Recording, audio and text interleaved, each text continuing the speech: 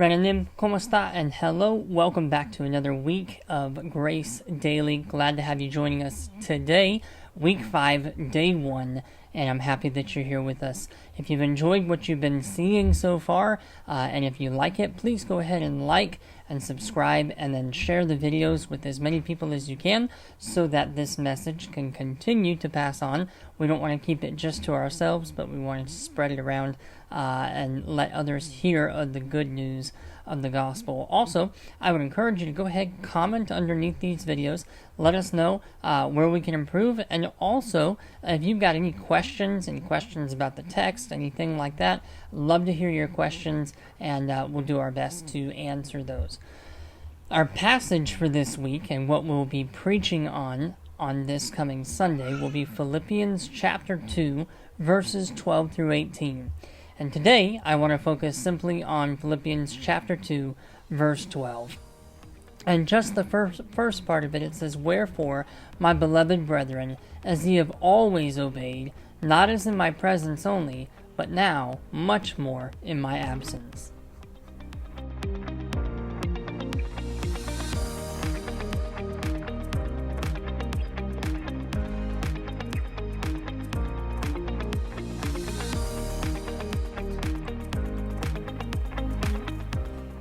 When I lived in Hawaii, the room that we met in as a youth group also doubled as the overflow room during the main service. And so if we had too many people, they would put the people that couldn't fit, they would put them into the overflow room. And so in that room, since it was the youth room and the overflow room, we had a camera set up. I think there was a projector, probably some stereo equipment. I don't remember quite everything that was in there, but there was a bunch of equipment that had to do with the overflow room. And there was a sign that got posted on it that said, "Do not touch." Now, for those of you that are old enough to remember when flip phones were coming out, and when flip phones were really cool to have because they had a camera on them, those of you of the younger generation now, you won't remember those days. But for us, flip phones were brand new, and they had cameras on them, and that was the cool thing to have. And that technology back in the day was the first portable cameras like that we had that could fit into your pocket, other than the digital cameras. And so to my everlasting shame, my friend and I took a picture, it was a selfie, of us. I don't remember if we were quite touching it or if we were just getting really close to touching what we were not supposed to. But if you've ever taken a selfie, you realize how quickly you lose your visual surroundings. You're not paying attention to what's happening around you because you really want to get a good shot.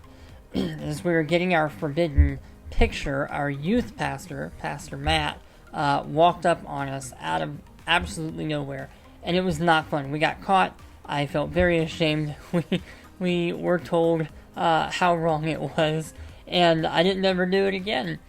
But Paul is beginning our passage this week with a commendation, though, something good.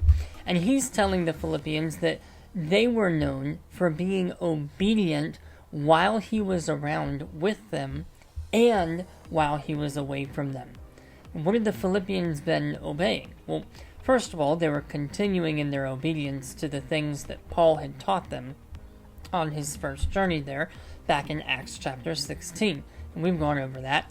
But even more so, in the context of everything happening in this text, they had been obedient to the gospel and to Jesus Christ. We just got done with chapter 2, verses 5 through 11, looking at the mind of Christ and how we are to imitate that.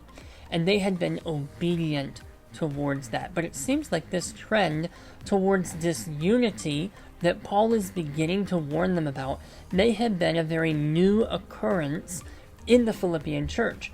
Until this time, the church had been obedient without a constant authority figure over them. And in the same way, I want to commend you as a church. Pastor Mike has now been gone from us for almost 7 months, and during that time, we've had no major issues. You've faithfully attended, and our church honestly seems to be growing both spiritually and a little bit numerically. And this is an excellent testimony, and I'm really proud of all of you. And so my encouragement to you is to keep it up.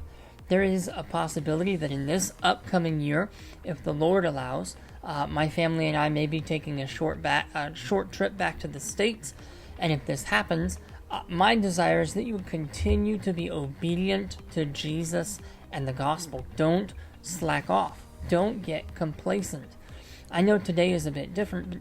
We're not digging it deep into a Greek word or anything like that, but though the idea of constant obedience is very important, there will be many other things to cover on Sunday. So let me conclude with this.